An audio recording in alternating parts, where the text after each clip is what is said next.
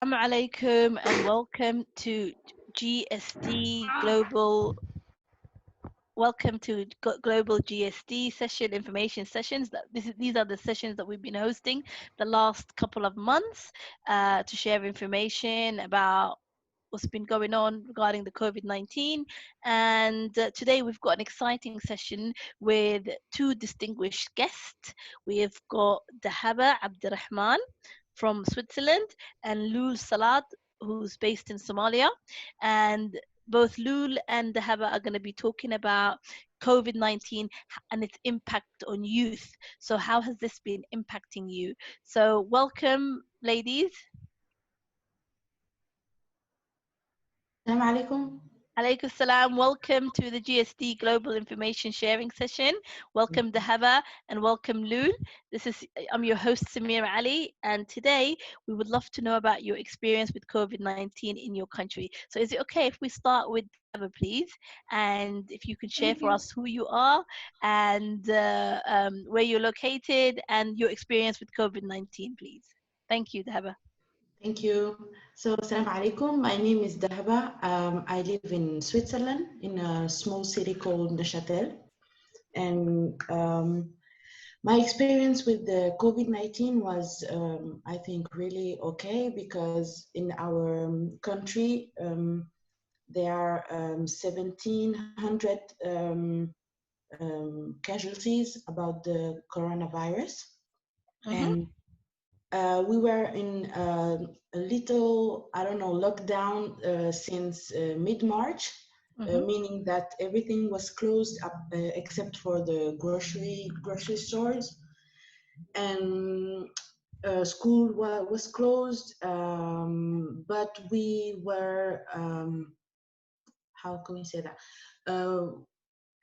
We had the opportunity to go outside. It's not in like in the other country that people can go outside. Oh, so you can go for walks. So you're allowed to go for Yeah, for for walks. walks.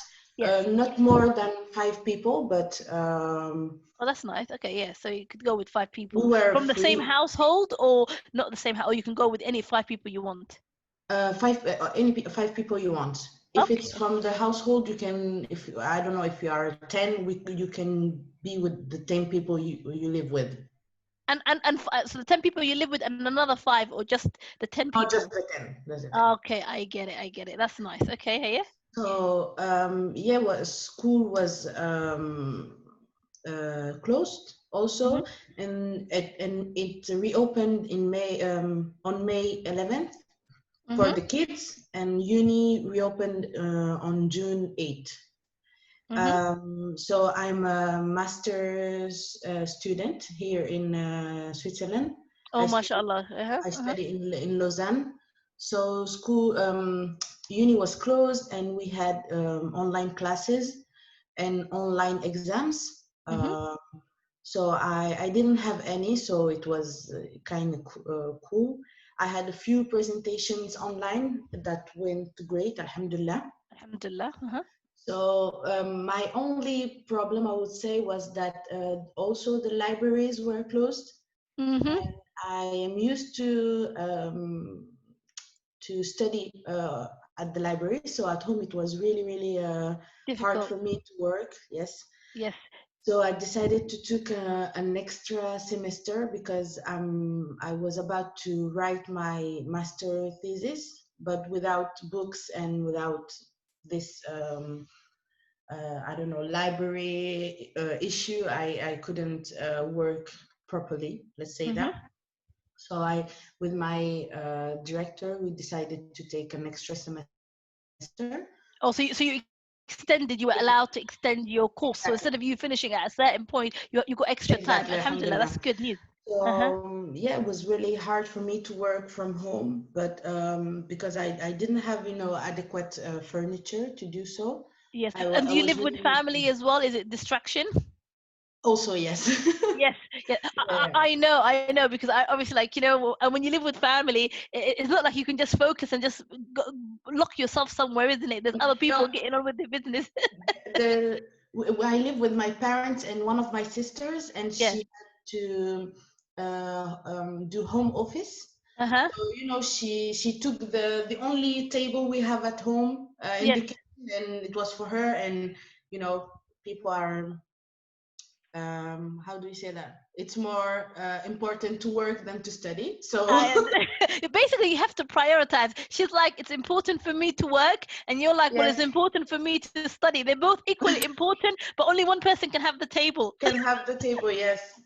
It's a challenge. So Yes. Uh-huh. Uh-huh. it was really, yeah. Yes. So So it was now, challenging. Uh-huh. no, now in my city, I think life is back to normal, except that we have to give our names and number, contacts Mm-hmm. in restaurants, and we have to wear a mask only in the public transportations. Okay. Not in the Uh, supermarkets. no, not Okay. not in my town, but in other towns they have to. The mask is mandatory I in the see. Okay. shops. Okay. Yeah. So yeah, the only thing that changes is that now we have the government has an app Mm-hmm. that can send you a message if someone you were around is sick. Mm-hmm. So you Okay. have to Isolate. And then do you have to self-isolate? So if they say to you, you're with somebody who's sick, do you have to self-isolate for a week or 2 weeks? How is it in Switzerland? it's 14 days, so Oh, so two quarantine, weeks. I Okay, so think, 2 weeks. or 10 days, I don't know. But now they also decided that if you go on holidays in, the certain part in the world, Yes. if you come back and you have to self quarantine, you don't get paid at work. Oh, you don't get They paid. decided, yeah. Oh wow. So you don't want to go on holiday then. No, you don't. It's better to stay home. It's So better to yeah, stay at home. Oh yeah. wow. So that's really interesting. And one of the things that you said is basically in Switzerland, in the town that you live, is there a lot of Somalis or not many Somali people?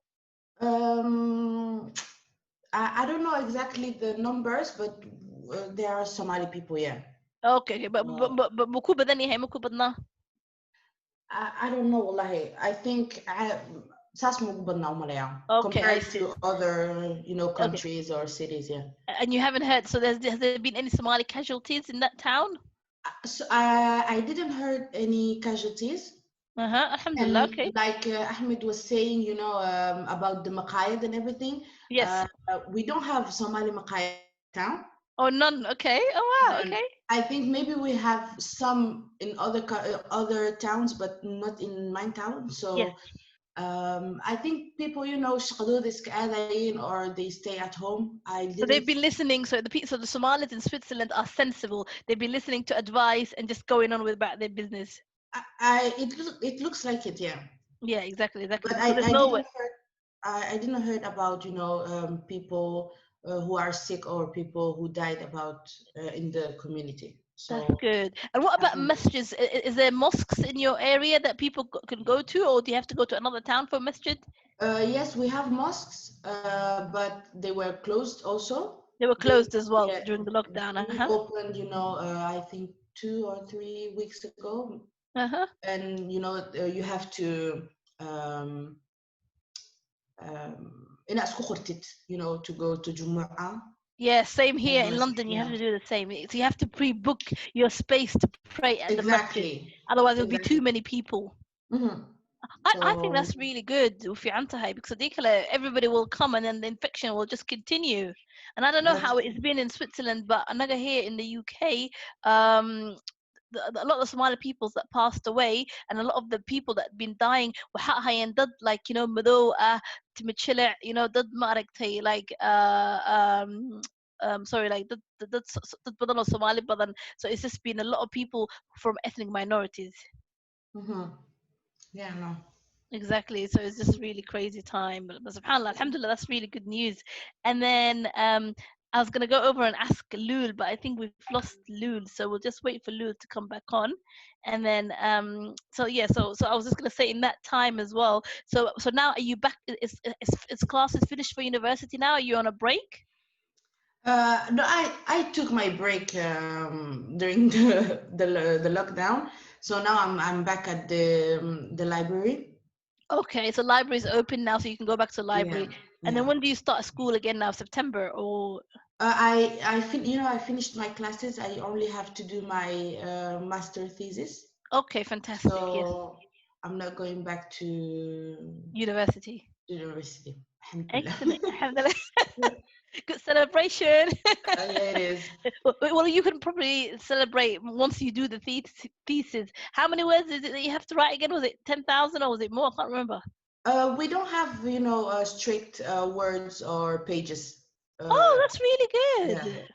Okay, So, excellent. That's good news. Oh, fantastic. And I remember we had a specific.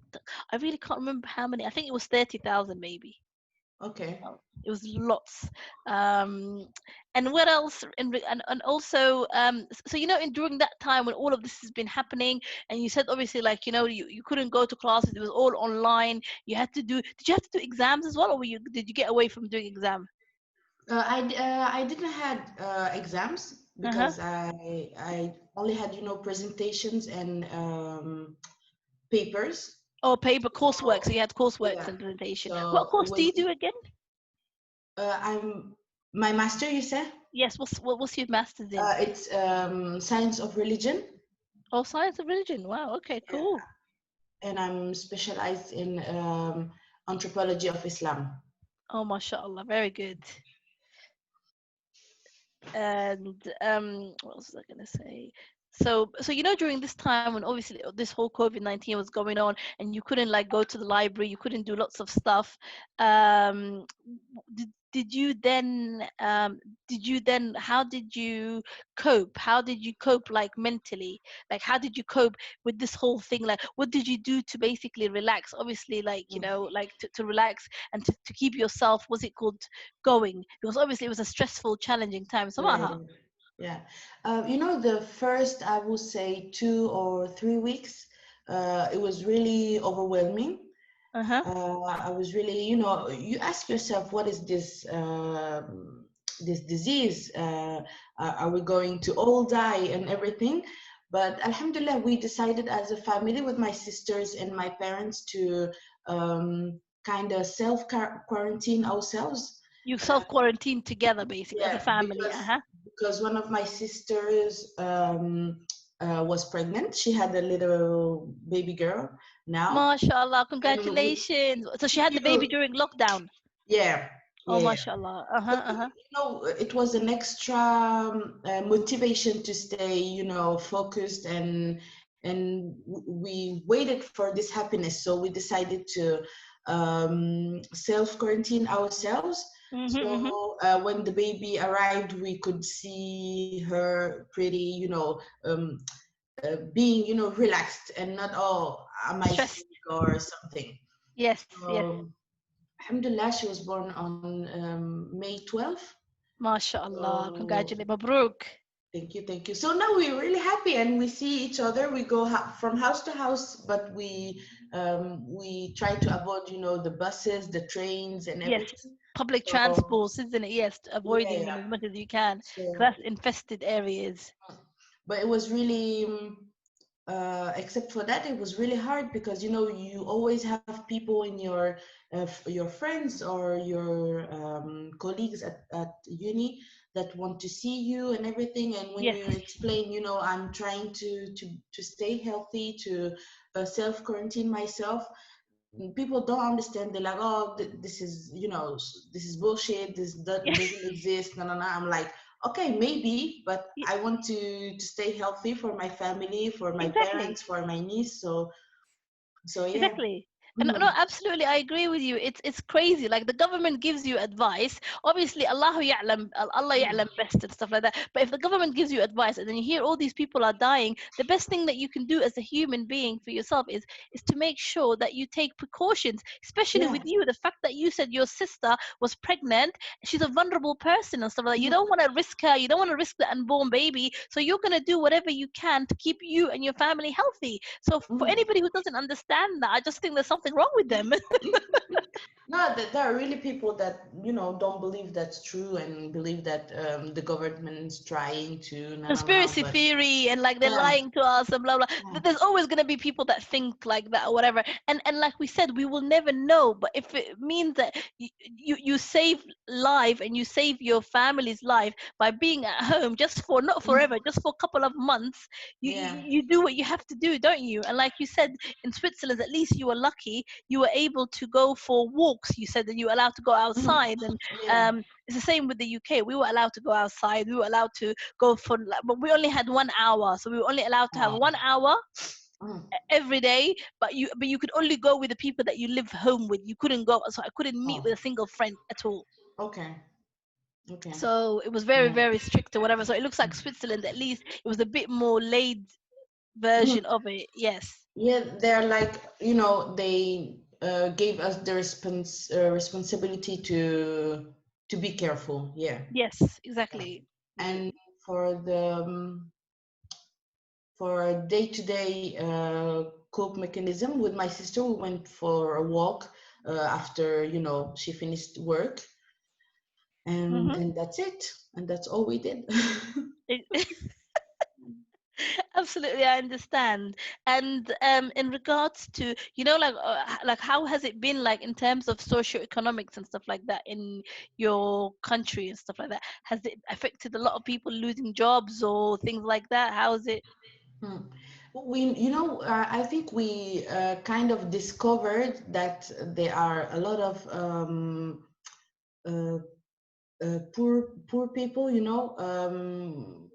People struggling, uh-huh. struggling people. Yes, the this class that we call working poor, so people that work, but that they don't have enough money to live. How do you say that? Properly. So they organized some places where you can go and have a bag with, sugar, flour, milk, and everything for people that need to.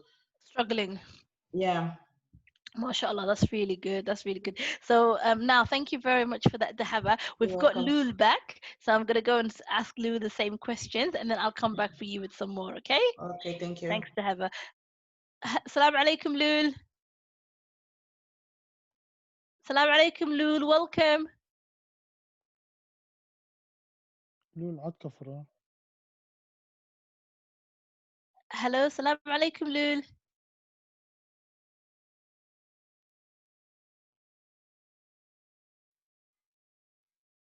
Let me unmute her. Oh, I'll just unmute Lul. Salam alaikum, Lul. Can you hear me? You're on mute. Mukum maqla.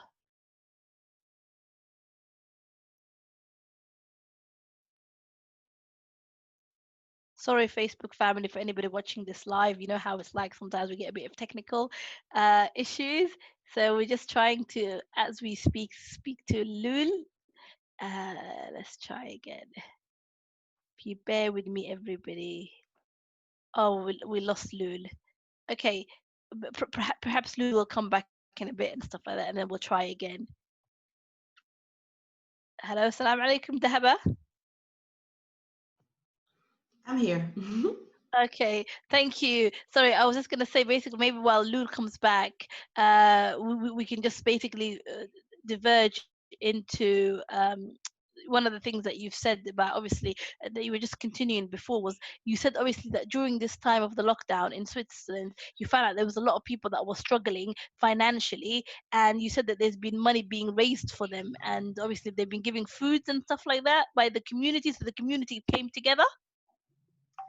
I don't really know if it was I don't think it was the community. It was some, associations, or Oh, you mean I like a charity?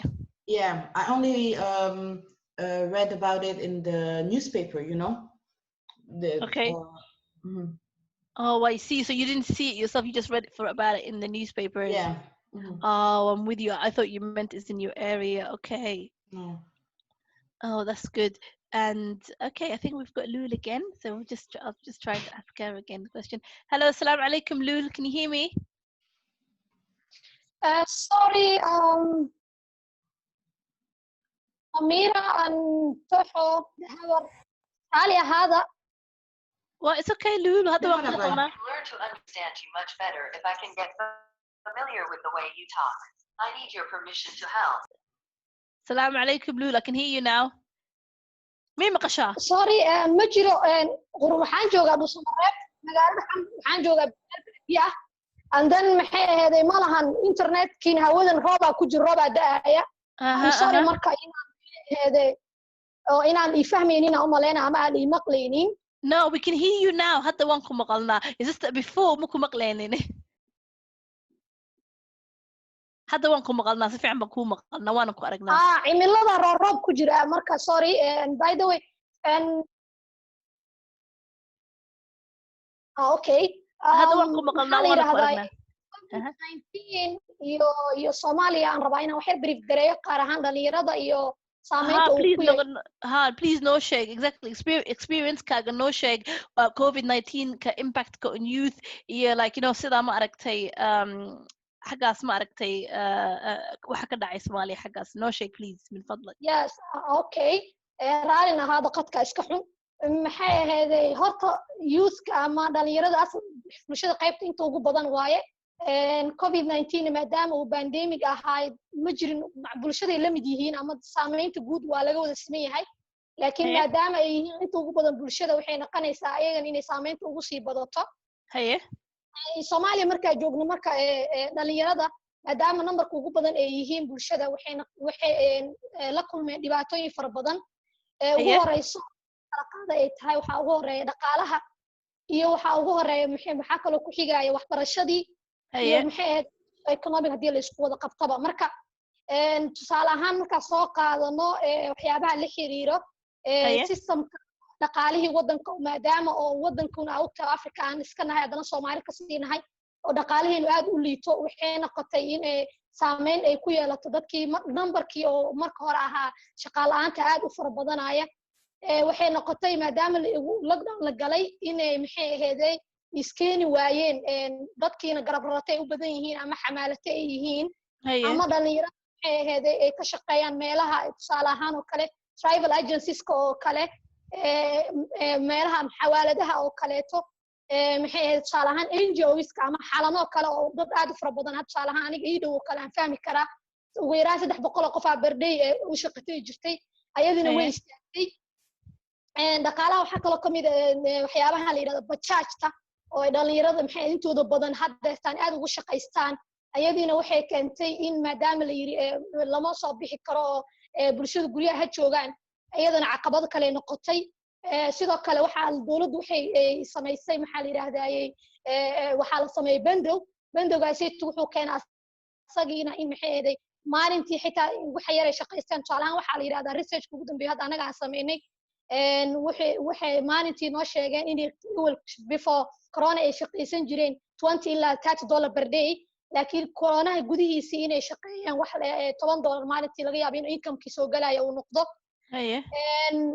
marka dhalinyarada waxyaabahaas oo dhan oo ugu horeyso dhaqaalihii awalna numberkii shaqaalaha dadka oo dharka dhalinyarada Soomaaliya shaqada ay helayeen aad ay u yareed caqabadahaas ay marka jiraan tusaale ahaan oo kale xawaaladii waa la xiray ama maxay ahayd waxay noqotay dadka Soomaaliyeedna waxa og tahiin ama aad ognahayba dadka diasporada 1 billion inay soo galiyaan lacag ku dhow lacagtaasi way istaagtay oo maxay ahayd UK waa arkaysay reportka ugu dambeeyay laga sameeyay wuxuu sheegay 89% dadka Soomaaliya ama lacagtii marka hore before lockdown in maxay ahayd baxday oo iyadana tirkeeda problem ay ahayd calaayat alxaal waxyaabaha dhalinyarada marka kaliya saameynta ugu fara badan waxa kale iyadana jirto saameyn ah waxbarashadii sida ognahay wadankeena private sector-ka ku xoog badan oo dhanka waxbarashada markii la yiraahdo waxbarashadaasi iyadana waxay keentay in marka hore loo diyaarsaneyn coronavirus naftirkiisa oo maxay ahayd systemka waxbarashada ee tusaalahan furan araga salaan zoomka hadda ku jirno kale ama waxay online in wax lagu bartaa waa yareed ama jaamacadaha bixiya ama maxay iskuulaad maba jirin ayadina marka ayadiina waxay keentay maxaa la yidhahdaa gaab fara badan ugu yaraan 3 bilood ilaa 2 bilood in jaamacadihi iyo iska xirnaadaan iskuul haba sheeginba jaamacadahaas xirnaashii haddana waxa adkaatay tusaale ahaan qofka dhalinyarada ah ee laga yaabo ingiriiska in looga soo dirayo $200 familigiisa oo dhan ama $300 computer u heli karin ama maxay ahayd internet fiican aan u heli karin waxay noqonaysaa marka ayadana caqabad kale ku noqotay xataa haddii maxay ahayd fogaan araggii wax lagu baran lahaa marka waxay keenaysaa marka gaab inuu imaado dhankii waxbarashada inay timaado lacagihii dadka macallimiinta ay qaadan lahaayeen ama maxay ahayd familiyadii maadaama ay ku tiirsanayeen inta badan 40% waxaa la yiraahdaa familiyada Soomaaliyeed banaanka ku tiirsan yihiin xawaaladihii oo maxay ayagana hakada waxay keenaysaa in wixii oo dhan marka waa wax related wada ah saameynta ugu fara badan waxaan dhihi karaa aniga waxay soo gaartay bulshada Soomaaliyeed gaar ahaan dhalinyarada waaye ayadana marka waxbarashadu waxay keentay training lama haysanin macallimiintana training haysanin oo ah zoom sida wax loogu bari lahaa ardayda iska badaa warkoodii jaamacadaha qaarkood income-koodii laga yaabaa inaysan maxay ahaydeen u suuragelinaynin inay systemkan wax ku baraan calaayat alxal caqabado fara badan waddanka ka jiro oo coronavirus keenay waa intaas bulsho ahaan marka la yiraahdo dhaqaalaha ku noqonaya waxaa ogtihiin waddankeena waxaa ka jiraan ganacsatada yaryar oo tusaale ahaan oo kale dadku waxay ku xiran yihiin kaargoogay ku xirnaayeen waxaa la sheegaa 25 maxay dadka tusaale ahaan Kenya oo kale Turkiga oo kale waxaa aad looga keeni jiray maxay ahayd dharka yaryar ama waxyaabaha yararka ganacsiga yaryar way istaageen flightki ku xiran yihiin tusaale ahaan waxay kale ayadana jiraysa qaadkii oo la joojiyay qaadka kaliya ma ka fiirinayno maxay ahayd waddanka lacag fara badan ka baxda iyo ma ka baxda doodu ma ahan laakiin dad fara badan oo Soomaaliyeed ku noolaa oo maxay ahayd aad tusaale ahaan kan soo raraya iyo kan dejinaya iyo kan miiska sii goblaaya iyo kan lagu biilaayo intaas bay way wada saameysay qaadkan asagana saameyn fara badan oo aad u lahaa maadaama waxaa la yiri 30 flight ugu dhawaa goboladan ay aad jireen aad fara badan la keeni jiray magaalada Muqdisho waxaa kale ayadana jirto oo dadka oo ganacsatada yaryar oo laamiyada wax ku iibiyaan tusaale ahaan iyo meelaha yaryar cafeteriada iyo maqaayadihina way xirmeen dabcan kasoo kabashadeeda iyo in laga soo kabtaan waxaan u maleynayaa inay adduunyada kala kaga sii xag jirsanahay oo ay u darnaan doonto in laga soo kabto by the way dhalinyarada Soomaaliyeed waxay u baahan yihiin kulay in la diyaariyo strategy policy loogu sameyn lahaa shaqo abuur kale iyo maalgelin kaleeto okay waan fahmay ha may wallahi aad baa u mahadsantahay luul wax badan baa noo sheegtay dhibaato badan oo ka socoto wadankii ka dhacay so at least dadka like you know meelaha qurbaha hadda ka dhageysanaya waxaan oo dhan exactly waa ogaanayaan exactly waxa hadda noo sheegtay markaas waxaan rabaa inaan ku weydiiyo walaal dawladda dadka ma caawisay youthka see u caawisay dadka dhalinyarada dawladda wax caawimaad ah dhalinyarada ma siisay markuu waxaan oo dhan dhacayay ma caawisay dawladda waxay caawinta kule way caawinaysaa oo dawladda iyada waddanka dawladka laakiin waxa weeye problemku waxa weeye dawladdu waxay la tacaalaysay iyada waxay la tacaalaysay coronaviruski dhalinyaradana ayadaaba dawladda caawinayso oo volunteeran kula shaqeynaynay oo volunteera waqti badan lagu gelinayay in dadkii wacyigelintii la gaarsiiyo in maalihii telefoonada laga shaqeeyo in maxay ahayd face mask-yadii waxyaabaha dadka lagu caawiyo dhalinyaradu intooda badan ayagaaba dawladda ku caawinayay oo dawladda iyo dhalinyaradu wada shaqeyn way ka dhaxaysay laakiin dawladdu inay dhalinyarada caawiso oo barnaamijkan ka caawiso waxaa ka horeysa in la helo furfurnaansho tusaale ahaan diyaaradihii oo domestic flightkii waa la furay markii la furo dawladda iyadaa laga rabaa inay recovery ama rehabilitationkii ay sameyso maxay ahayd istiraatiijiyada iyo waxay isticmaali doontay ku xiran tahay laakiin dawladda iyo dhalinyaradu kale wada shaqeyn waa ka dhaxaysay wayna iska caawinayeen sida maxay ahayd xaaladaas taagneed looga gudbi lahaa waan fahmay oo markaasna ma aragtay hadda lockdown Soomaaliya hadda muka istaagay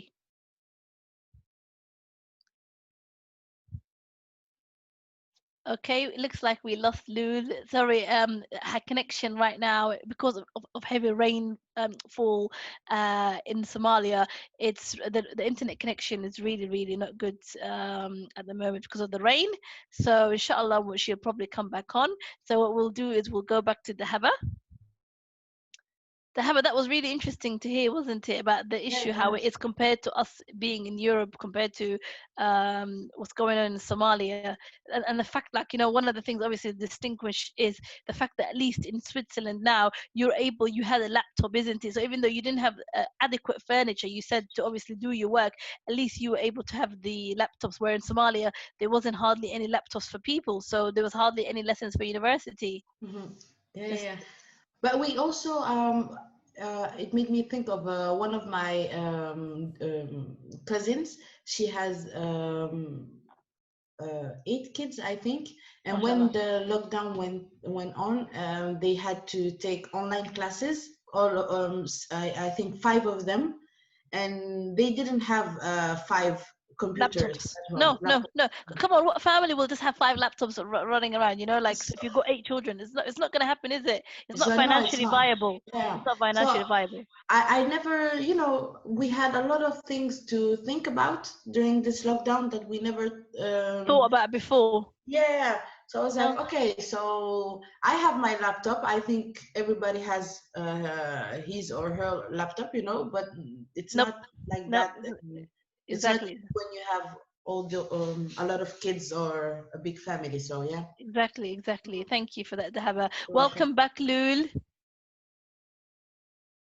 Assalamu alaikum, Lul. Welcome back. ما مقشاه. Lul haddaa i maqashid, please waxaan rabaa inaa maaragtay weli noo sheegtid situationka hadda Soomaaliya, lockdownkii mu ka dhamaaday? Wax kasta, is it back to caadi hadda?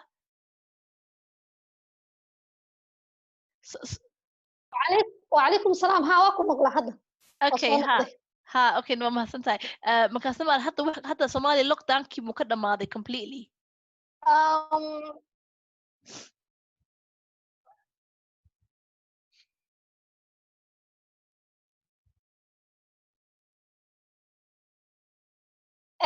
horta dowladeena kuma aysan dhawaaqin inuu maxay ahayd coronavirus dhamaaday, laakiin waxa weeyaan maxay ahayd mar haddii local flightkii la furay, hadda isdhexgalka bulshada aad maxay ahayd u badan yahay. tusaale ahaan ani hadda waxaan joogaa Dhuusamareeb, waxaan ku qabtay workshop before last bish 16 and 17 bishaaneti, tababarkaas markaa qabanay caqabadaha kala kulmo waxaan wadanay anaga face mask ayaan keenay iyo kii gacmaha sanitizeradii. waxaan ku niri bulshadii dhalinyaradii aan training u sameynaynay, anaga weli ilaalinayno numberka aad u soo badnayn ilaa 40 qofood, xirta face mask iyo kale. bulshada markaan hadda aan kusoo la kulanay Dhuusamareeb joogto kale maba aaminsana oo waxay ku leeyihiin corona ma jiro ama corona uu dhamaaday, laakiin wax oo hadda lockdown uu naga dhamaaday ma jiraan. laakiin haddana dawladdu way naga qaaday xamar markii aan joognay, maxay ahayd bandowii habeenka ahaa iyo maxay ahayd culaysyadii fara badnaa ma jiraan, laakiin weli ma hayno meel lagu yiri lockdownkii ama dawladdu waa ay ka dhamaaday Soomaaliya coronavirus. Okay, so lockdownkii weli muu dhamaanin. Obviously coronavirus long time ba ma aragtay ma dhamaanayo. anaga even waxaan ku dhahay Ingiriiska ilaa ma aragtay ilaa ma aragtay December wuu socdaa, because ma aragtay markuu qabowga soo dhaco haddana kugu soo noqonaya baa la dhahayay. So ma aragtay waa inaan la just taxadaro. So markaasna waxaan rabaa inaan ogaado adiga shaqadaada ka shaqaysay marka coronavirus ka dhacay, muu istaagtay adiga shaqadaadii as well?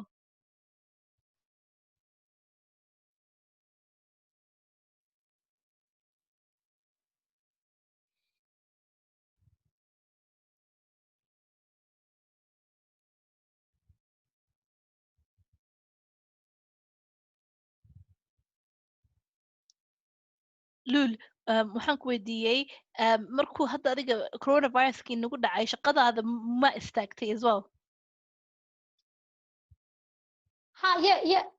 aniga shaqadii way istaagtay, waayo aniga NGO aan leeyahay. marka NGO-ga safety wuxuu la shaqeynayaa international NGOs oo igad ka mid tahay, iisa hay-ad la yiraahdo South Africa xarunteeda ka mid tahay, hay'ado kala fara badan. marka 3 bilood ku dhawaad 4 bilood ku dhawaad waxaan iska ahayn guri joog oo maxay ahayd wax shaqo badan ma jirin. shaqadooyinka iyo maxay trainadii waxyaabihii researchkii aan qaban jirnaba waxaan bilownay June ba ayaan waan fahmay. Okay, so 3 bilood ilaa 3 bilood guriga aadna khasab joogtay because obviously marka waxaan oo dhan dhacay. So waxaad tidhi hadda NGO baa haysataa. NGO-geeda magaceeda maxaa la dhahaa? waxaa la yidhahdaa xarunta cilmi baarista iyo horumarinta aadanaha CRHD. Just so you maaragtay like people ka dhageysanaya si ay u ogaadaan meesha ka shaqeysid. And markaasna funding-ka yaa ku siiyo like funding-ka see like yeah, which organization fund you please? hay-ado ay partner la taajiraan su'aalaha hay-ada ku sheegaya ISA anaga waxyaabo fara badan ka shaqeynaa researchka iyo human development-ga kowka ah marka tusaalahan researchka kale waxaan ka tirsanahay IGAD qayb hay-ad la yiraahdo siwan oo ka shaqeysa waxyaabaha conflict-ga then waxaan Soomaaliya u qaabilsanahay social sector marka waxyaabaha social-ka la xiriiraan waxaan ka qornaa monthly report so IGAD bixisa marka wixii research ku saabsan around marka waxaa laga rabaa inay sameyso every maxay report walba oo loo diro ama maxay 3 ama 4 report ha noqdo ama monthly report wixii researchkaas ku saabsan marka IGAD bixisa waxyaabahan la xiriira human development capacity building oo kale iyo trainingada iyo workshops-kana waxaa bixinaya hay'ado kale oo aan markaas iyo wadamo ay safiiro iyo maxaa safaarado aan la shaqeynaa jiro oo maxay ayagana trainingadaasi bixiyaan. Okay, mashallah. And so hadda ma aragtay COVID-19 ma naqaana ilaa intuu qof ma aragtay uu ku dhacday oo ilaa inta qof uu ka dhintay Somalia. Do you have statistics ka manoo haysaa please? horta wadanka dawladda aan leenahay dawladda in ixtiraamno waaye maxay ahaday dawladdu waxay noo sheegtay 93 qofood aan u maleynayo statistics ugu dambeeyay akhrinayay inay dhinteen ku soo celi numberka ku soo celi numberka please 93 okay haye yes adiga I hope marra ay ugu dambeysay in aqriyo laakiin markaas saas uu marayay recovery-gu waa iska fiicnaa by the way dadka Soomaalida oo ku dhacay xamar joogan above 3000 above 2000 I hope inay yihiin okay marka waa number aad oo man aad u badan markii Soomaaliya loo fiiriyo dad ahaan inta aan nahay. Oh no, that's really good number. Alhamdulillah. Wuu nagu yar yahay aad buu u yar yahay because anaga hadda Ingiriiska ma maqashay waxa ahayd ilaa ma aragtay 43,000 people weeyaan ilaa 43,000 people so dad badan baa dhintay subhanallah so 93 I hope ma aragtay waan duceynaya ilaa intaas naga badan ilaa waxaas naga qaado markaasna Somalia social distance ma laga sameeyo so ma lagu dhahay dadka 2 meters iska kala fogaada. Absolutely. Ha dadka ma dhageystaan oo ma dhageystaan. Do people follow the social distancing? horta aniga aadan dadka waxaan ahay bulshada ka dhex shaqeeya marka waa adag tahay in dad Soomaaliyeed la yiraahdo kala fogaada ay isku dhawaanina ha is salaamina ha gareynina in laga dhaadhacsiyo way adag tahay laakiin mar dhaxo oo wasaaradda caafimaadku aad ay u sheegi jirtay wacyigelinta ay aad u sameynaysay dadku xoogaa yar inay qaateen aad moodaa laakiin haddana sida dunida kale loo ixtiraamayo oo loo ilaalinayay dabcan uma maleynayo gaarlanka city Soomaaliya laga qaatay laakiin haddana dad badan oo fara badan oo qaatay way jiraan. waan fahmay masjidyasha Soomaaliyana wali ma aragtay like dadka ma iska tagi karaan ma iska tukan karaan ma waqtiga rabaan oo waxa la sameeyay social distance waxa la dhahay waa ina just only dad yar uun ba tagi karo soo tukani karo. How is it in the mosque?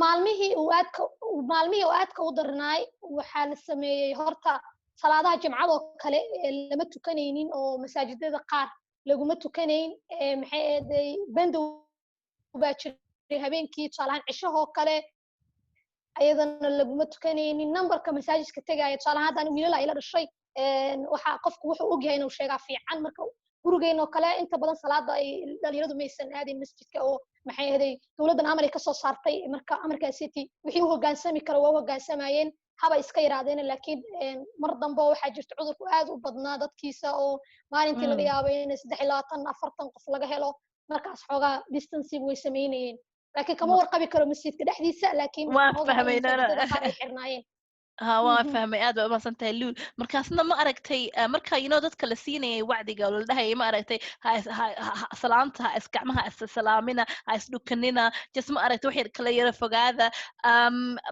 dadka yani caawinayay inaad obviously wasaaradda caafimaadka waana caawinaysay dadka ka shaqeeya like islamic like sheekhyaasha dadka saas ma ku dhahayeen as well kala fogaada waxaas sheekhyaasha man caawinayeen ha maasha allah dawladda waxay ka shaqeysay culamaa diinka ayaa marka hore dawladdu waxay la qaadatay kulan sida masaajidada laga yeeli lahaa iyo sida dadka maxay ahaydey wacyigelinta loo sameyn lahaa marka culimada ayaga naftirkooda u istaagay oo gaariyaala waxaa lagu xiray mikrofoono oo laamiyada la marsiinayay oo loogu sharxayay in aslanba maxay ahaydey diinta islaamka ay ka timid gaarlankan in la kala fogaado qofka ama in maxay bulshada masaajidada la tagin hadduu hergab kugu dhaco kale ama waxyaabaha waxaa jira diinta laga xadiisiyo oo nabi sallallahu alayhi wasallam laga wariyay oo ay isticmaalayeen oo dadka ku wacyigelinayay culamaa diinka waxay ka qabteen shaqo fiican ay qabteen oo aaday dadku u wacyigeliyeen doorkoodiina I hope inay si fiican u qaateen Oh, alhamdulillah, that's good. So supportive. So culimada aad ba very supportive bani ahayeen oo dhegeysanayeen. That's really, really good.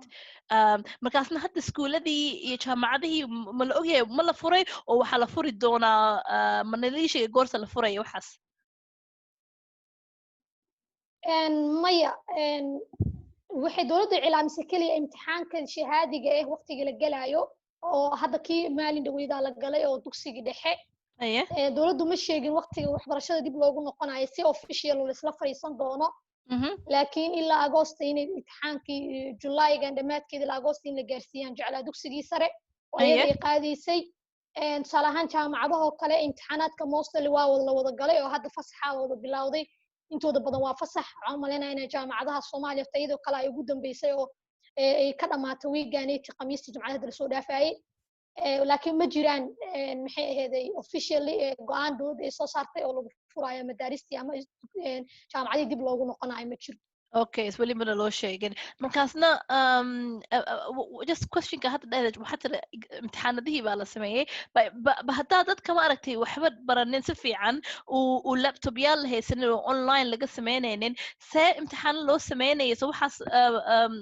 hard ma aha ha maya Soomaalida moogtahay xaalad haday timaado dadka lawyerska oo kale way yaqaana force majeure wax la yiraahdo wax dabiici yihiin oo maxay ahaydey external factor oo waxba laga qaban karin waxa ugu habboon doorka ugu muhiimsan ee maxay ahaydey looga gudbi karo in looga gudbo marka inta ardaydu ay gaab ku jiri lahaayeen oo ama semester gaab gali lahaayeen waxa u rooneyd ama u roon inay iskaashadaan oo ay group maxay ahaydey oo casharada wada qaataan oo mobilada Zoom-ka ka galaan imtixaanka saas oo kale mobilada laga galayay oo ay inta badan ka galayeen imtixaanka sidoo hore inuu ka fududahay hadda la dareemaysayo tusaalahan oo kale inuu true or false sirka waxyaabaha noocaas oo iska aha marka si marxaladan inta looga gudbo waxa lagu qasbanaa dadka jaamacadaha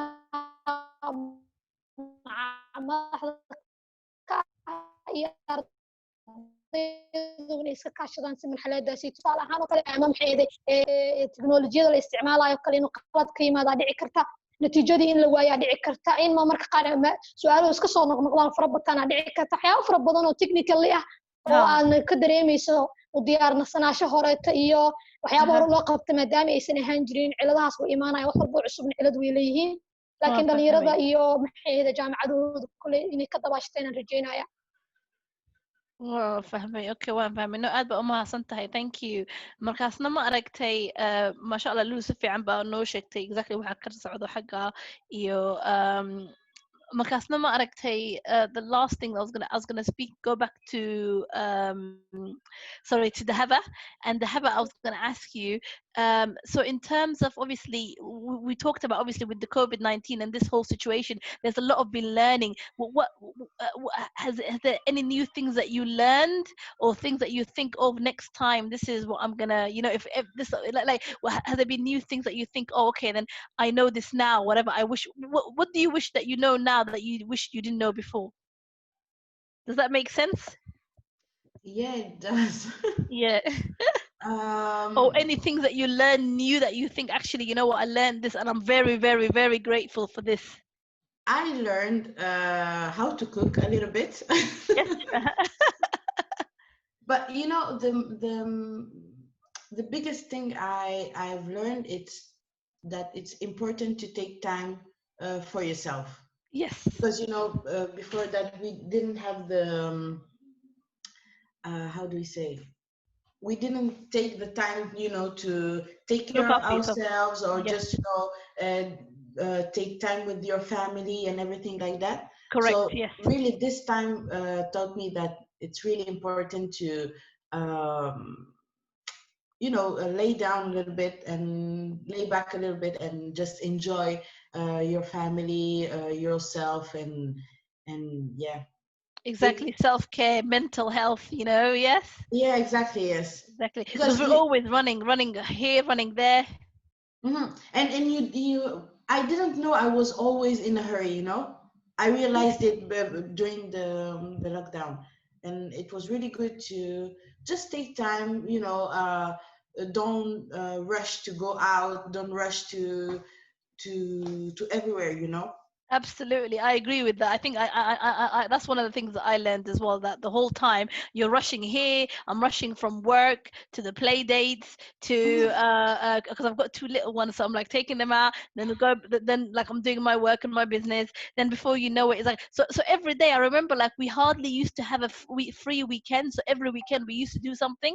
So it was quite interesting just being at home for like 3.5 months. It was like wow, you know. But I really appreciated my house. I think I was very grateful for my house, and I realized that I was taking a lot of things for granted. So Yeah. thank you for sharing that with us. So Lul, what do you think, that was it called, since this whole COVID-19 thing, do you agree? Is there anything that you think, oh ma aragtay, I'm really hadda tadan, like, you know, waxan ba u xiisay hadda, like, you know, something specific that you learned about or you're very grateful for, Lul?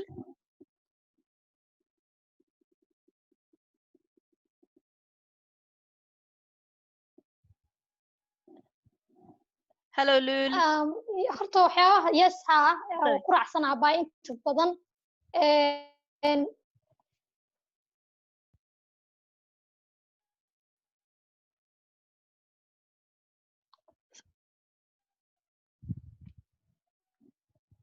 Sorry, Lul, muku maqlin.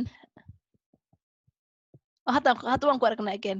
ha sorry caadi weeyaan, waxba ma aha. Waa ognahay internetka inuu hadda tan fiicneen, roob baa socdo, so waa okay.